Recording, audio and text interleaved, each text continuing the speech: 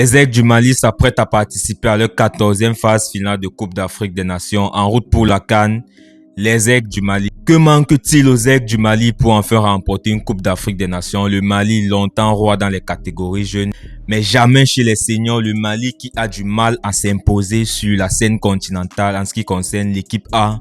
Les Aigles du Mali qui prendront par leur 14e phase finale de Coupe d'Afrique des Nations sous la houlette du sélectionneur Tom Saintfiet qui est un habitué du continent africain, qui a notamment fait un quart de finale avec la Gambie. Le meilleur parcours de cette équipe malienne en Coupe d'Afrique des Nations remonte à 1972 au Cameroun, où elle avait notamment perdu en finale face au Congo-Brazzaville 3-2, terminant deuxième de la compétition. Les Aigles du Mali, souvent demi-finalistes en Coupe d'Afrique des Nations, mais qui ne vont jamais au bout de la compétition. Les joueurs à suivre dans cette équipe du Mali: Ibrahim Diarra, qui évolue avec l'équipe jeune du FC Barcelone, qui a notamment remporté la Youth League avec le FC Barcelone. Mamadou Sangaré, qui vient de s'engager avec Lens. On a également Mamadou Camara, avant-centre, qui est également très intéressant dans cette équipe malienne.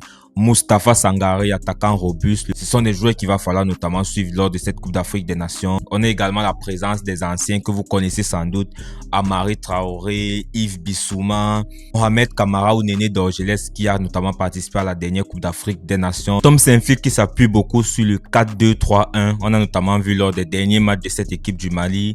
Parfois, il varie avec un 4-3-3 ou alors parfois même on densifie le milieu de terrain avec un 4-5-1. On a notamment vu lors du match des qualifs de la Coupe du Monde face au Ghana.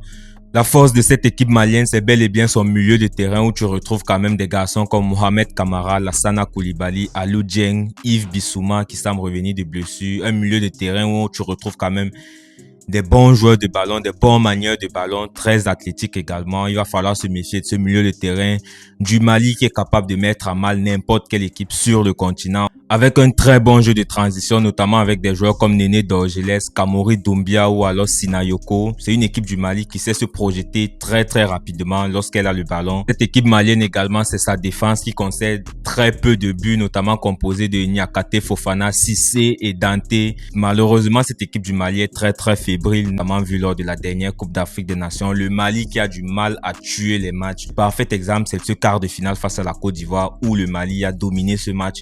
Le Mali qui avait le match à main, mais le Mali qui n'a pas su tuer le match au moment où il fallait, et derrière qui se font sanctionner par la Côte d'Ivoire. Le Mali qui entrera en lice face au Chipolo-Polos de la Zambie.